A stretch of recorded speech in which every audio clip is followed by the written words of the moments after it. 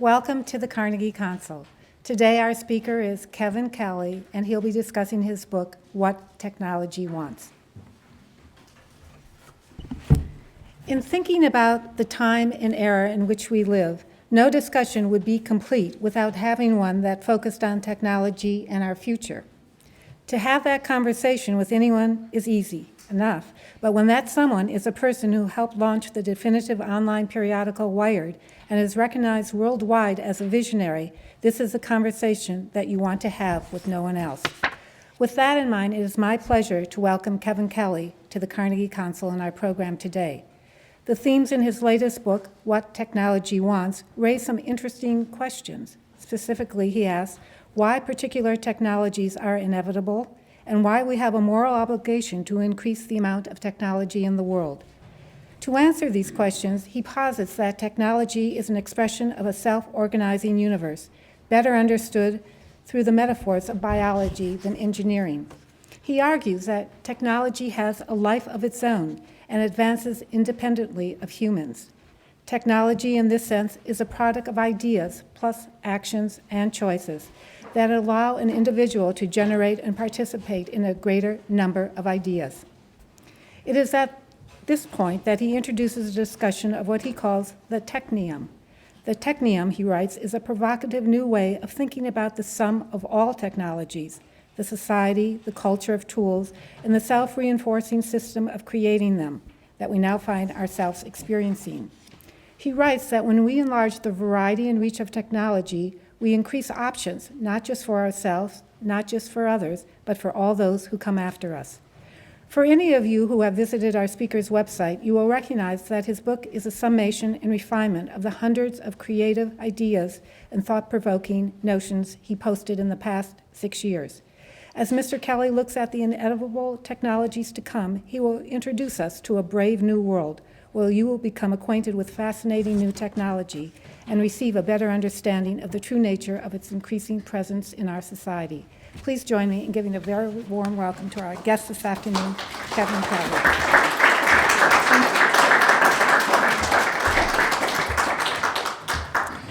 Thank you very, very much. I hope you can hear me okay.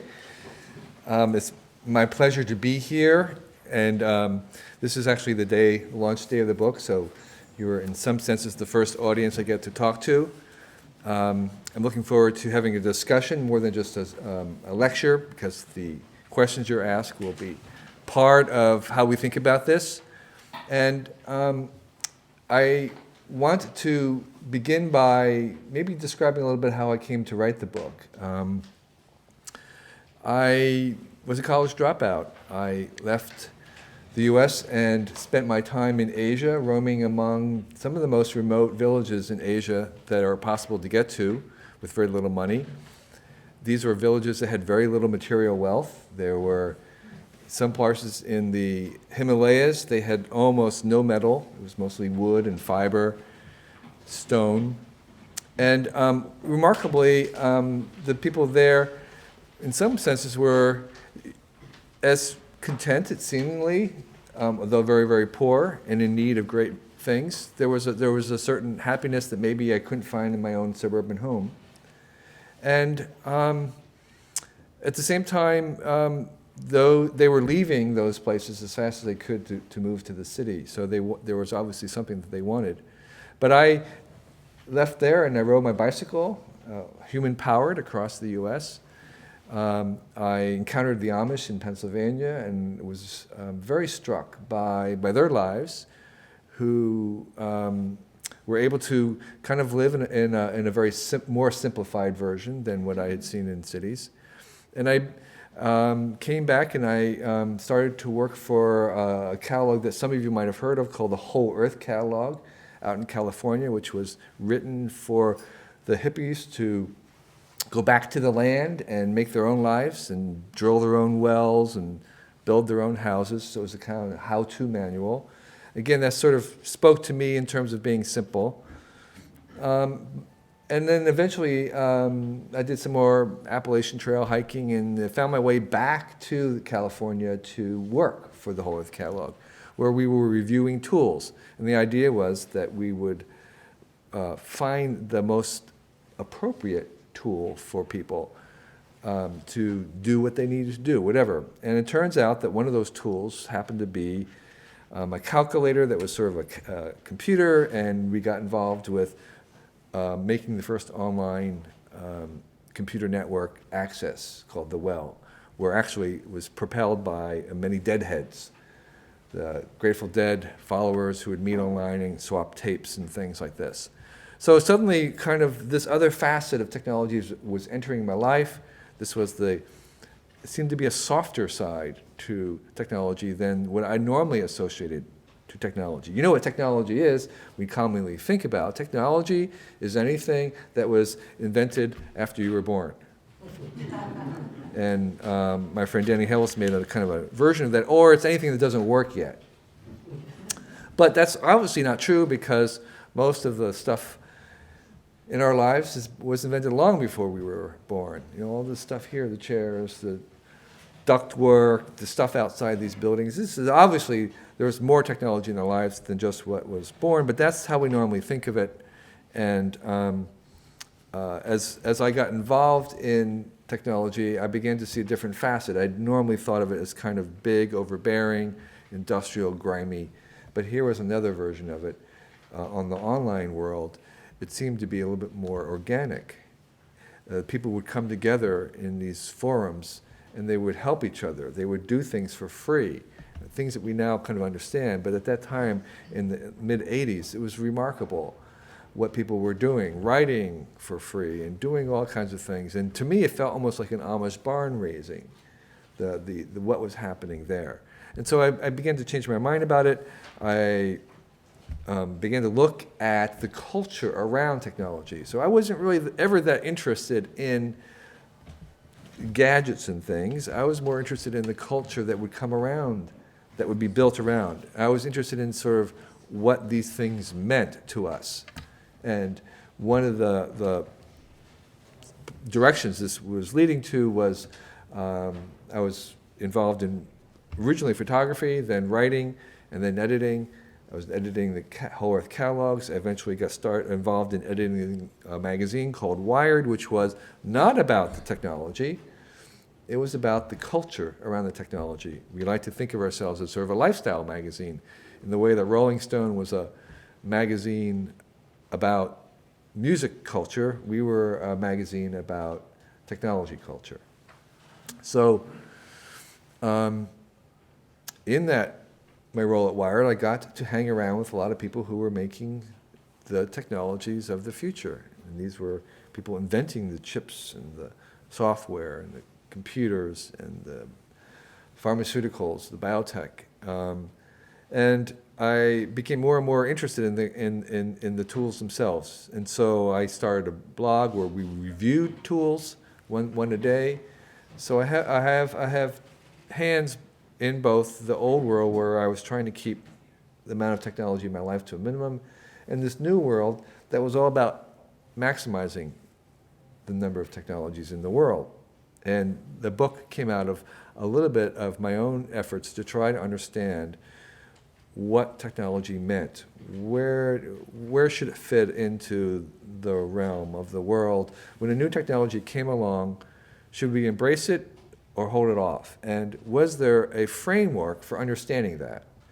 Another way of saying it was like, what was the theory? What's the theory behind technology? Did we just sort of deal with each one by one, or was there a kind of a framework to understand how to have a perspective on technology?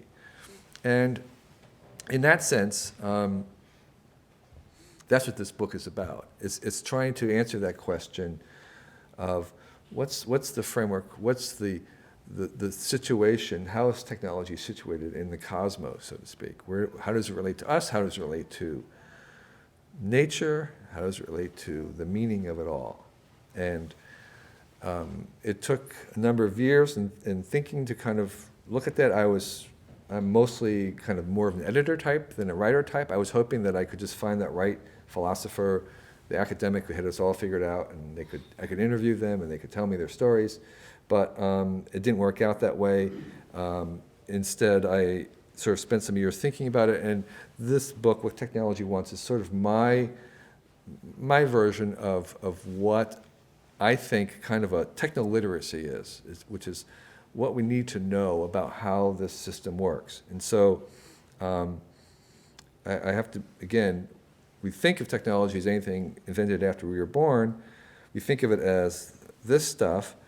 But what's interesting about this, which happens to be almost the same size and shape as a stone tool of the, caveman, he could have made that himself, and nobody here can make this. In fact, all of us here cannot make it.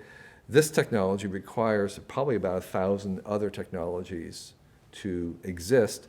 So all these technologies that we have now made are interrelated, they're codependent, they form a kind of an ecosystem of technologies, or you might even think of it, if these were species, as if it was a superorganism of technology. And that's what I'm interested in. I'm not interested in these little things. I'm interested in the superorganism of all the technologies. I give it a name, I call it the technium. And when I talk about the technium, I'm including this, and I'm including us, because we're connected to it, and I'm including all the things that we make, from it, the output, all the movies and stories that we tell. These are all things that we've invented with our minds. And so, in the larger sense, the technium is anything that we make with our mind, and that's different than maybe just what we normally think of as culture, because all these things are connected together and they form an interacting whole, a kind of a superorganism that has, in many ways, its own slightly bit of autonomy, its own agenda. So I talk about it wanting things. And what I don't mean is that it wants, in the way that you and I want, a conscious, deliberate, thinking, intelligent want. I mean, it wants it in the way that a plant wants light, and so will kind of lean towards the light. It has a tendency to go towards the light, an urgency. It's not intelligent, it's not aware of it, but that's what it wants. And so the technium as a whole, as a superorganism, wants certain things, not intelligently, consciously, but it drifts in those directions. And so the question I ask myself is, what does technology want? If we've made this large organism that's surrounding us, that we're in it, that we're part of, what does it want? And if it does want things, it means that it wants it independent of us. Obviously, at the same time, when we're making it, it's there because we exist, and so it's not independent of us, but it has some slight bit of autonomy. And that autonomy is growing. Autonomy is not binary, it's not there or not there, it's kind of a continuum. And so it has a little bit of autonomy.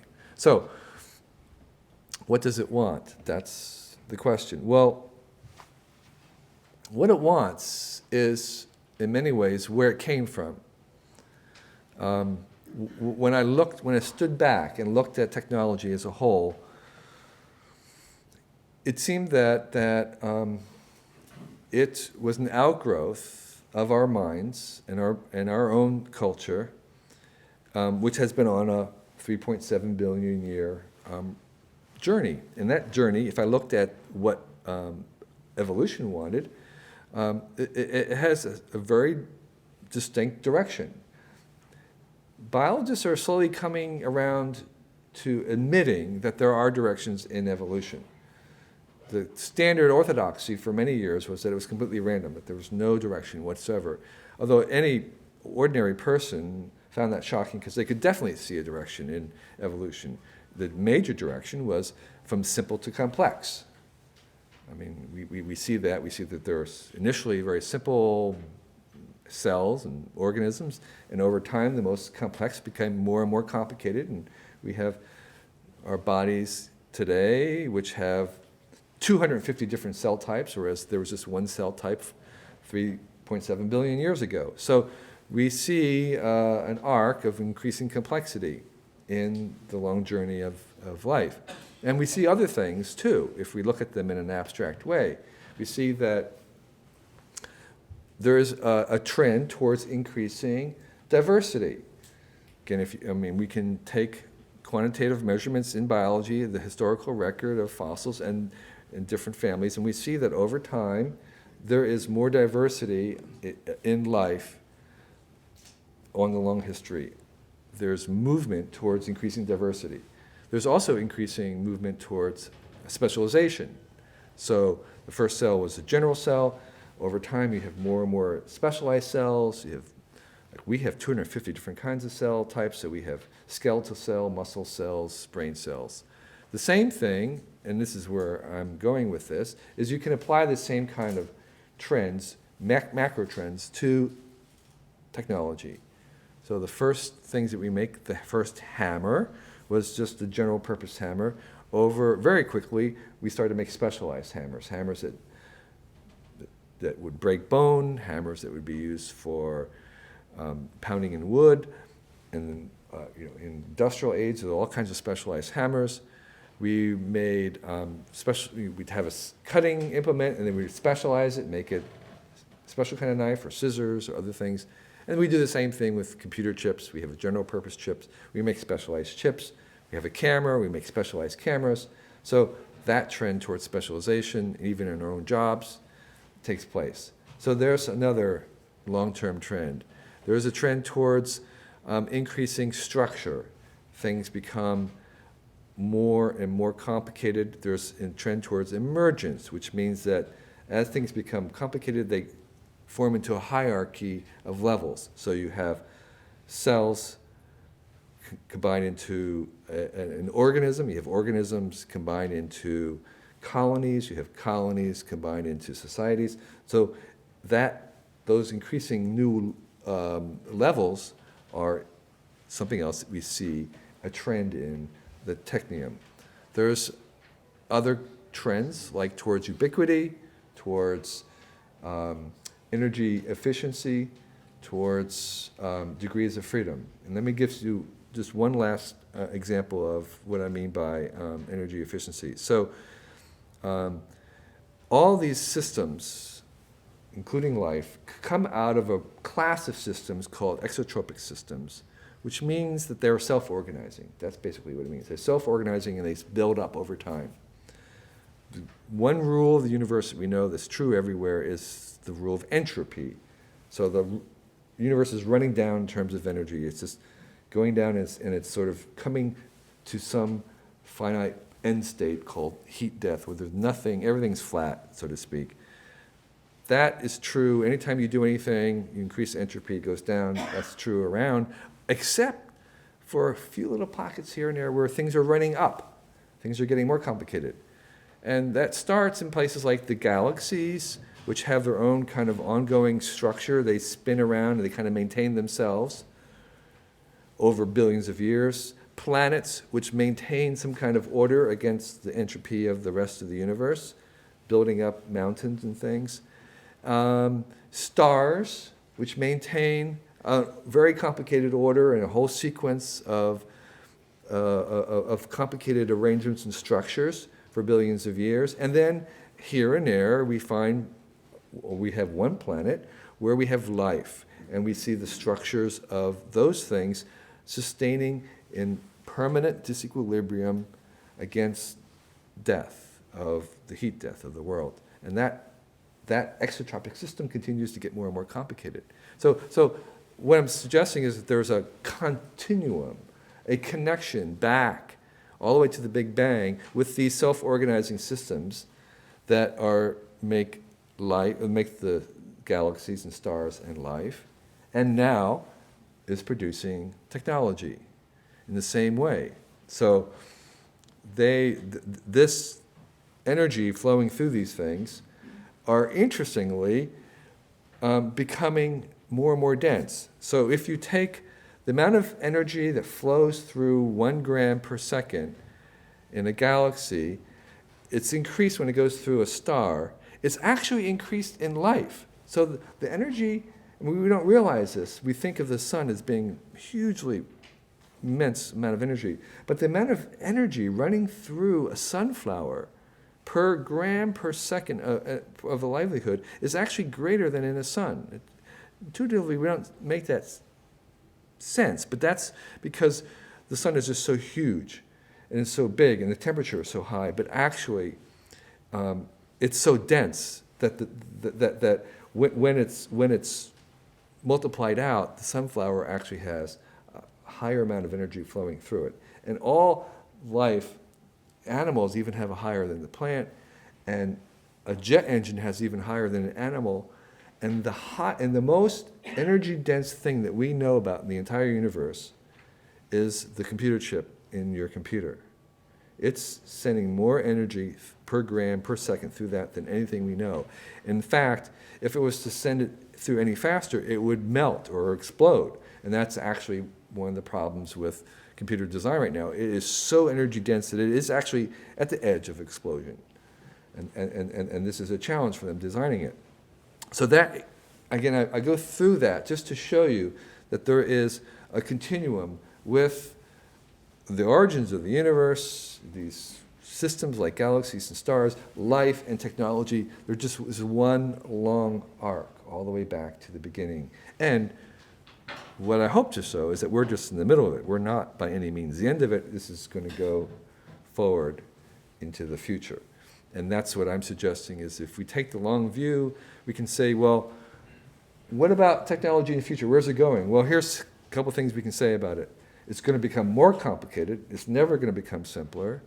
It's going to become more diverse, be more specialized. It's going to become more energy dense. It's going to become more ubiquitous. It's going to become more degrees of freedom, more choices. And the other thing that's kind of evolving over time is the evolvability of the system. So one of the things that life is doing is that it's evolving its ability to evolve. So in the beginning, life didn't evolve very much. As it made more structures and more things, the varieties of the ways it could evolve changed. So its evolution was changing. And that's what technology is doing. It's sort of accelerating the evolvability of life. Another way to think about this is one of the things that life likes to do is make eyeballs. There's 30 different, life evolution independently invented eyeballs 30 different times, okay, in different genre, different taxonomies. It invented flapping wings 4 times. It invented venomous stings about 20 times independently, you know, from bees to snakes to jellyfish, all kinds of things like that. And it also has invented minds many, many times. So it kind of wants to make minds. But what the problem is that there's many kinds of minds that biology can't make, but technology can. So you could think of, in some senses, you could think of technology and us inventing minds, kinds of minds that biology could not invent. So we're going to kind of invent all different kinds of minds. And by the way, your little calculator has a mind that can do arithmetic a lot better than you can. It's smarter than arithmetic than you are. That's all it can do. It can't think of anything else, but it can do arithmetic much better than you. We're not freaked out by that, but it's a different kind of mind. And most of the minds that we're going to make are not like us. They won't be like us. There's no reason to make a human mind because it's so easy to do otherwise. We're going to make different kinds of minds. And we're going to make minds that basically biology can't. And so we're going to fill the universe with all different kinds of thinkings because only by having many, many different kinds of minds can we actually understand the universe. See, our own minds is probably insufficient to completely comprehend the universe. So we're going to make different kinds of minds to apprehend the universe. So what that means is that, in a certain sense, technology is accelerating and amplifying and extending the very same things that evolution was doing in life. Now it's going faster and faster. We're going to use it to create options and opportunities, which is what we get from it in the end, that biology itself couldn't give us. And the reason why we want to embrace it with our full arms is because what technology brings us is an opportunity for everybody's special mix of talents to be expressed. So just as we all have different faces, we all have a different mix of aptitudes, abilities, and we use technologies to express those things. And so the story that I'll end with is, imagine the loss of to us as civilization if Mozart had been born before the technologies of the symphony or the piano had been invented. He would have been lost. We would have never had that genius. Or if Van Gogh had been born before oil paints, or Hitchcock before the technologies of cinema, what a loss to our civilization. Yet there are today throughout the world people who are born, young girl or boy, whose genius we will never be able to share because we have not yet made the technology for them. That's, of course, what we want to do is we want to invent all those things so that their genius can shine. And not just the new stuff, but we need to bring the technologies of clean water and abundant food and education to them as well. But we want to bring all that so that every person in the world has the opportunity for their genius to flower and blossom and to be shared. And so we have an obligation to increase the amount of technologies in the world because it can be used for this generation and future generations to spark the genius of everybody on Earth. And so I think, in that way, that technology has a moral dimension that we don't normally see. That moral dimension is that it brings us good choices, opportunities, and possibilities, and that's good. So I want to end now, and I'm sure there must be a question or two about this, and I'd like to answer those questions. Thank you. Okay?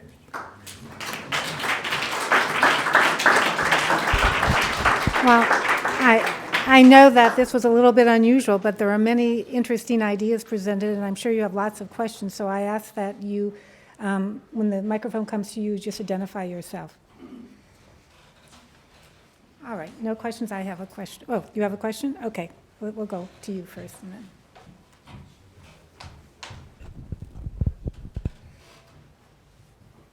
Don Simmons is my name. You spoke of sort of infinite progress and expansion. Are there any limits, for example, the speed of light, that would have caused you to find some exceptions to your conclusions? Yeah. I'm not sure I actually use the word infinite because I don't think it is. I think there are constraints. I think evolution itself cannot make anything. It can only make certain things. It's actually constrained by several different things. It's constrained by the physics and chemistry of material things. And secondly, it's constrained by its history, what's come before it.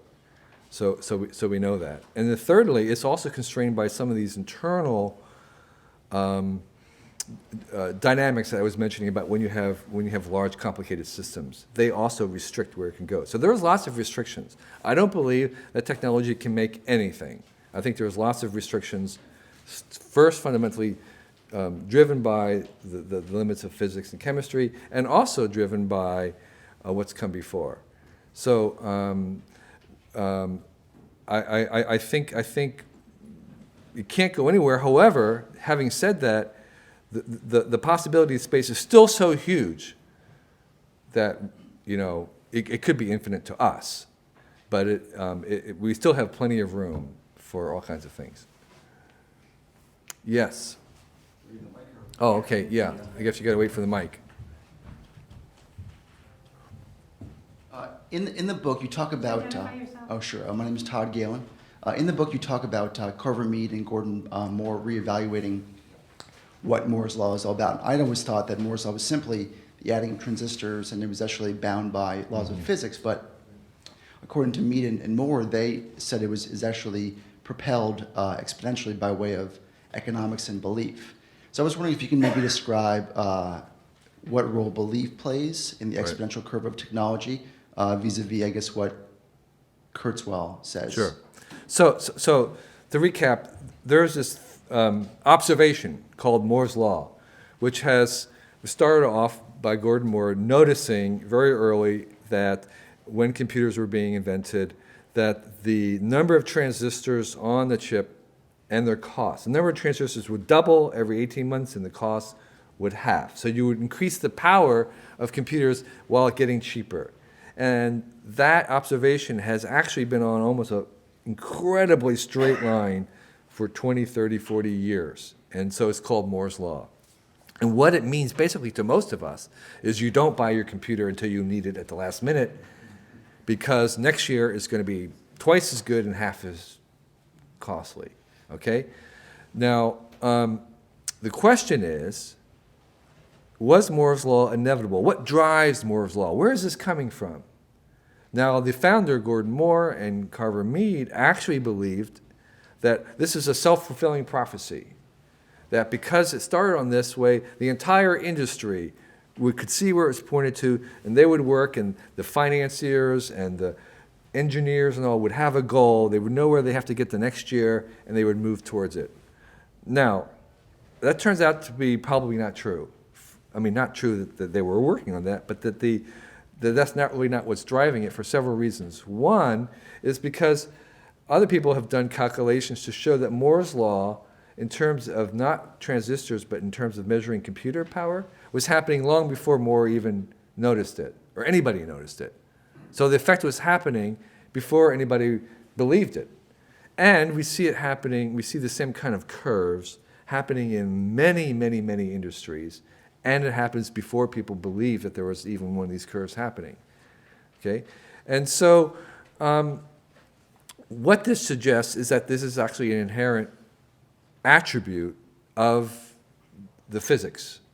And it suggests that it's independent of the economy. And I was suggesting that even if the silicon chip had been invented in Stalinist Russia under a command economy, that it probably would still follow exactly the same kind of curve. And recently, Jeffrey West at the Santa Fe Institute, they looked at a whole bunch of technologies like solar and batteries and other kinds of things, and they show that it's called a scaling law, that this scaling law actually holds true in many, many industries.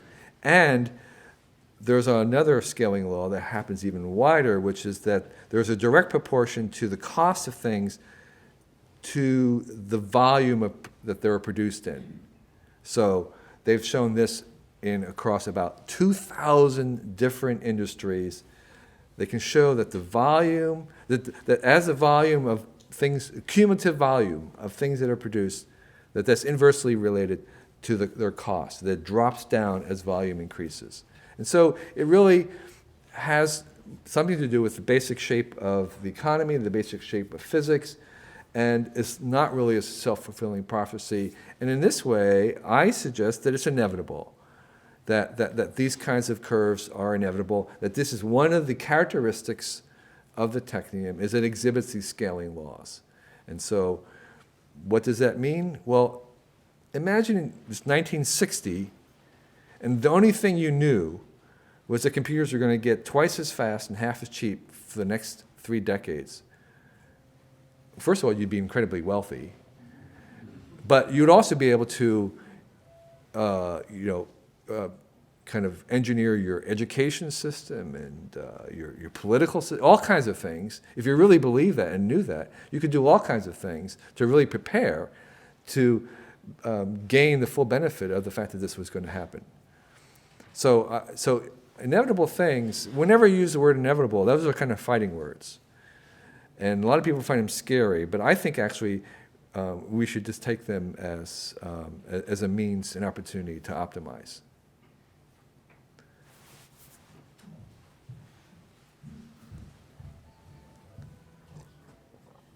Barbara Spector, Director of Inside Art. If this is not relevant and you can't answer it, I understand. But having just seen Social Network, Yeah. And realizing how inept the founder, I can't think of his name, Mecklenburg or whatever his name was, Zuckerberg. how inept he was socially. Yes. But a mind like that grasps technology the way he does, do you think that's evolutionary? Do you think that's genetic? And whatever your answer is, how do you encourage it in your grandchildren? I have not seen the movie. However, I'm friends with the guy who wrote the book on Facebook, and what's very clear is you have to understand, of course, that is a fictional movie, right? Okay, it's fiction. So the person is real, the company is real, but a lot of the things that happen in there are just made up for a movie. But so, and what he says about it is that there's no way that the character portrayed in the movie could have ever built this billion-dollar company. You just need a different kind of personality to build a company like this. But that doesn't really answer your question about whether or not people, and it's a question people ask, are we breeding a generation of kids that have more of an aptitude at these kinds of things? Is this something that's cultural or genetic? Well, there are several things to say about it. One is we do know that the media that we have around it does rewire our brains. We know this by studies of people who were literate. So they took scans in Peru, scans of people who were illiterate and those who could read and write. And they found that, in fact, their brains work differently, not just when they're reading, but just in general. After having, 5 or 10 years or 20 years of education and learning to read and write, it actually changes how your brain works. So we are not the same people that came out of Africa. We're different, and it takes us 10 or 15 years to train our minds that way. Now, it's also very clear that if you're spending 5 or 10 hours a day in front of a computer, that is going to change how your brain works. It's going to rewire how we're doing things, and we're just learning now about that and what that means. And so we don't know how it changes our brain, but it will, in fact, change what we're thinking. And I think that it's going to continue doing that. Now, we have a dependency on the alphabet. We depend on the alphabet. That's how we think about things. We need reading and writing. We think in terms of words. We imagine it. We see it around us. It's ubiquitous. We are dependent on the alphabet. It doesn't seem to bother us very much. We're not freaked out by that. Okay? And I think as these technologies become more ubiquitous and as we become dependent upon it, that's what it is. We'll be dependent upon it. It will be our exo-brain. We'll use it to remember. It'll always be around. And as long as it's around, we'll be good. And so we are already dependent on technology. If you removed every single bit of technology in the entire world, including our knife blades and scrapers, humans would die within 6 weeks. We're incapable of surviving without our technology. We invented something called the external stomach. It's called cooking.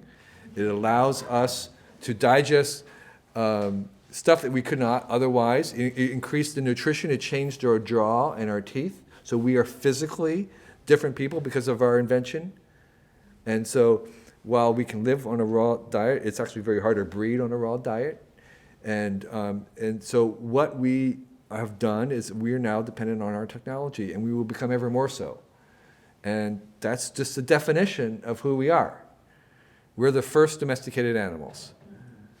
Okay? We are a technology ourselves. And that's why this tension between the selfish technology, which has its own agenda, and us being masters and creators of that, it's a self-creation. And when you're self-created, that means that you're both the created and the creator. So that tension will always remain as long as there's technology, which will always be. We're always going to have the tension between the fact that we are the created and the creator. Yes?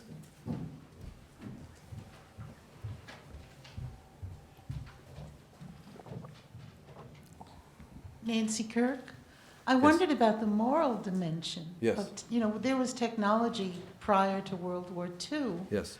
In which there was the scientists collaborating on research into the atom. And when politics came into it, we had total destruction. Right. But you're talking in a way that says we're Right. back before World War II again, and the scientists won't let it happen? Right. No, what I'm saying is that technology, that there's only a little bit more good in technology than bad, but a little is all we need. Okay, so if we create 0.1% more than we destroy every year, we can make civilization.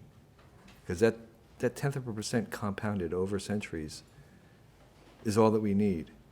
And so, and so if you look around the world and you say, hey, half of it's crap, yeah, that's about right. But I think actually, half plus 10% is actually good. And here's how I think that comes out, is that we tend to say, well, technology is just neutral. It's just half bad, half. It's just neutral. It's kind of what you do with it. But every time there's a new technology that comes along, we have the possibility to use it for harm or for good.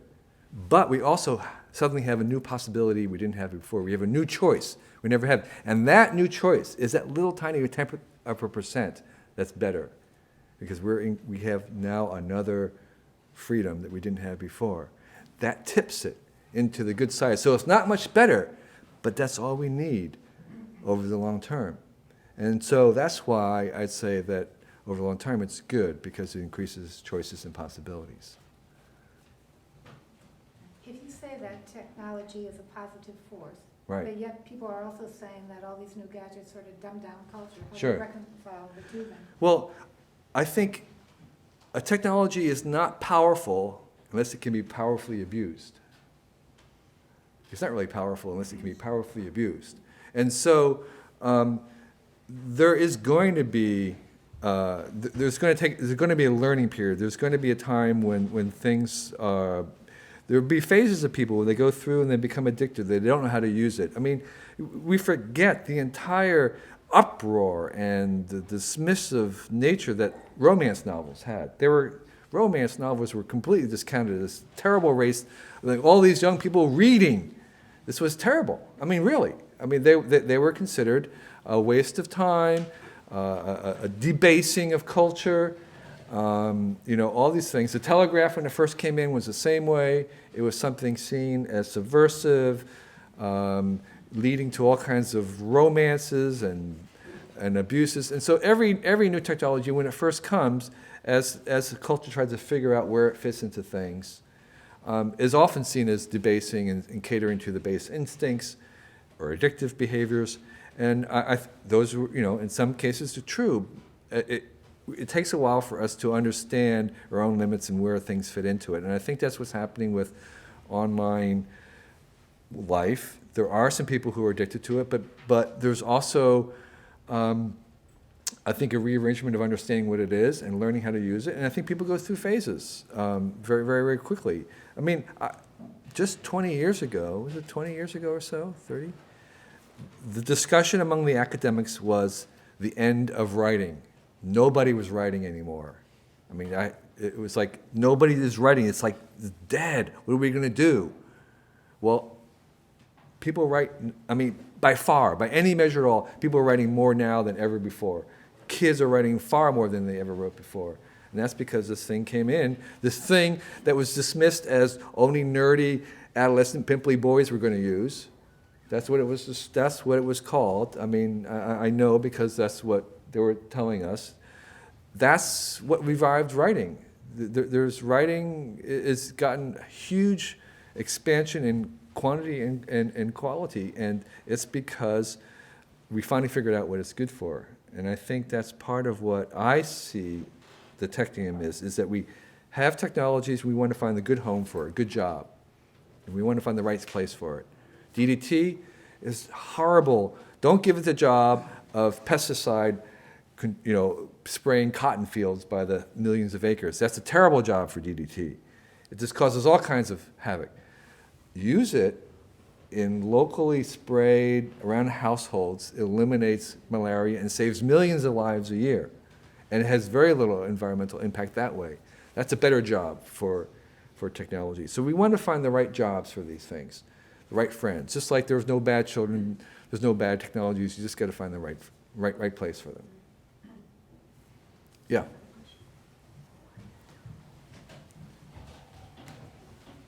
Todd Galen, you don't tweet. So, but I know you have a blog where you obviously spend a lot of time expounding on your ideas.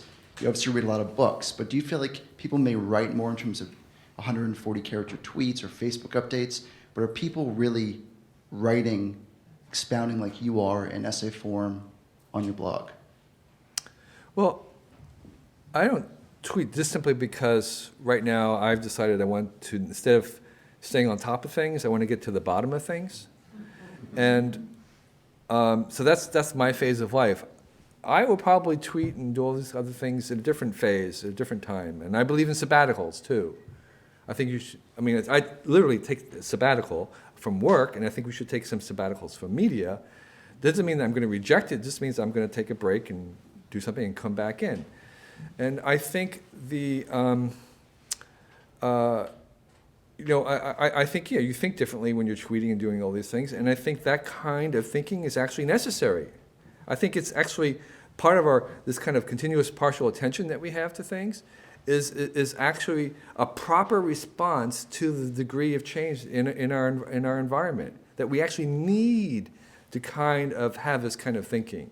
Now, we don't want to lose the contemplative, introspective, long-form delving into an idea, but I think it's not that hard. I mean, from my own experience, it's not that hard. You just step back, you unplug, okay, you can do it. And I think that, but most people are finding that, you know, they're getting by and they're adapting to this kind of environment, and that this kind of choppy surfing, assembling of mashups is the way that we have to deal with this environment for the most part. So my research has shown that there's very few species of technology that ever go extinct. That's the difference between biological evolution and technological evolution is, in technology, things don't go extinct. They can be resurrected, they're always there, and those options are usually there if we want to. If you want to live like a caveman, you could do that tomorrow. You get on you sell all your stuff, you buy an airplane ticket to Brazil, within 30 hours, you would have the full opportunity to live like 50,000 years ago. Very few people do this. Very few. You could go live like the Amish. Very few people go backwards. Why? Because we have to surrender so many choices and options that for whatever attraction, and there's many attractions. I mean, I know the Amish. That life is very, very attractive. They have incredibly strong families. They build your house if it burns down. They pay for your medical expenses. It's so welcoming and supportive that they have a very low attrition rate.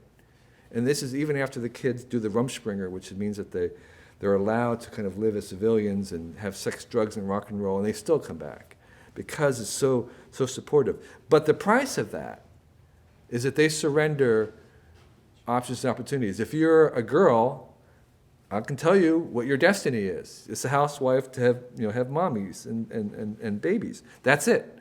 If you're a guy, you're going to be a farmer by hand, or maybe a craftsman, but you're not going to be a mathematician, you're not going to be a musician playing the symphony, you're not going to do any of those things. So the price of going back to these places, as wholesome and as satisfying as those lives are, the cost is surrendering choices and opportunities.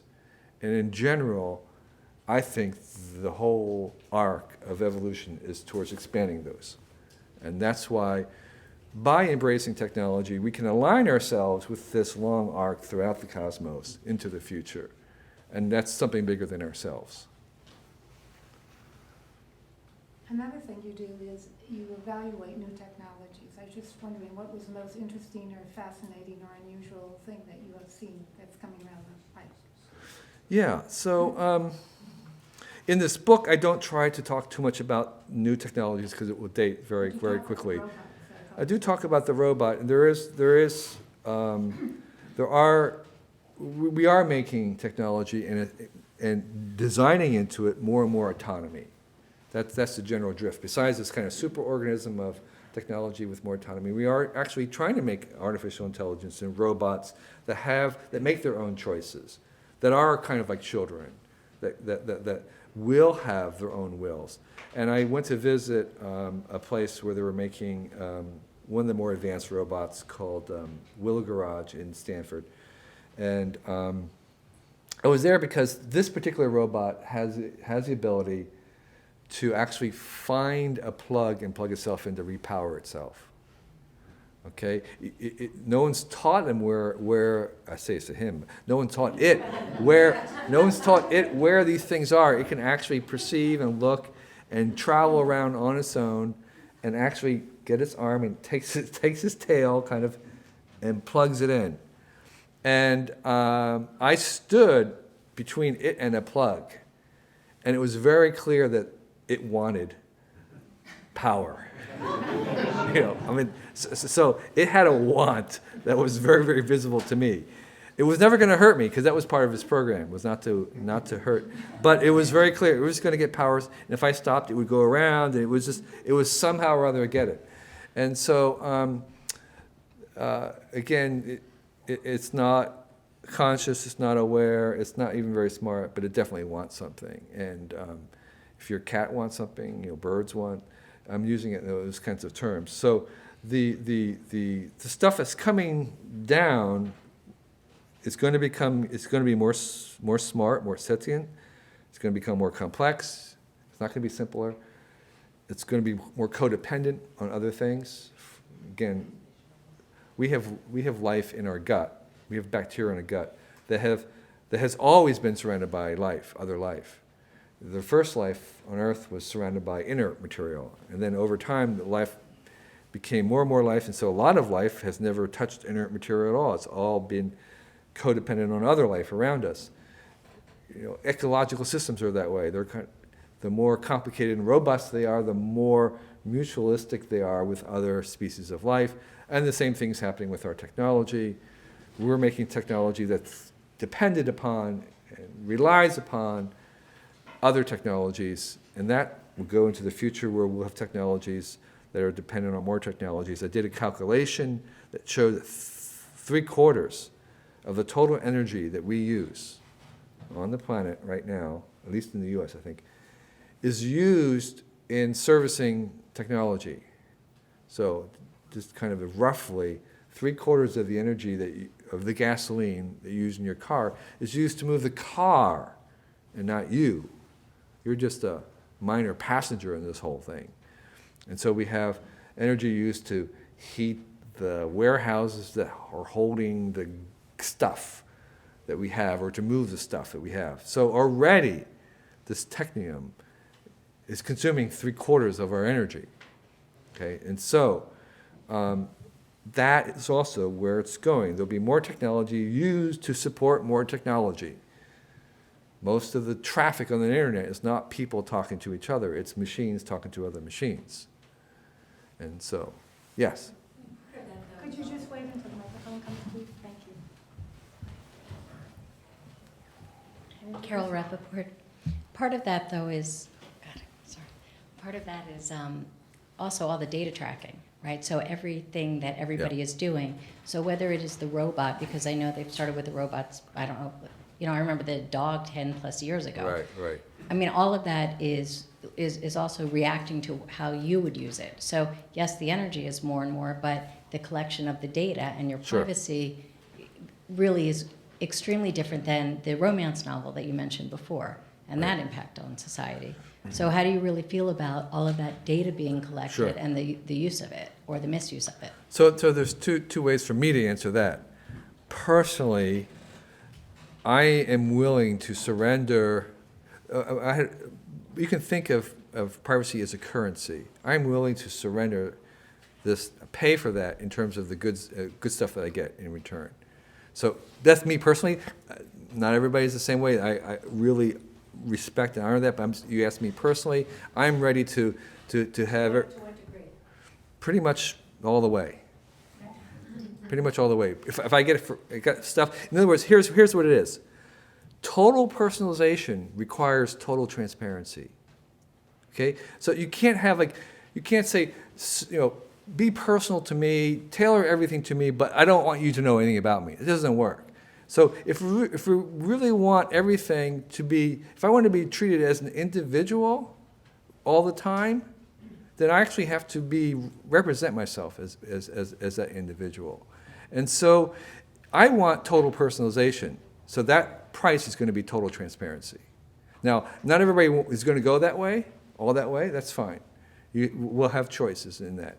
But I think that it becomes a currency. And one of the things about privacy is that I think there's a lot of illusions, or not illusions, but there's some paradoxes about it, or at times it is illusionary. So in the small town, there was actually very little privacy.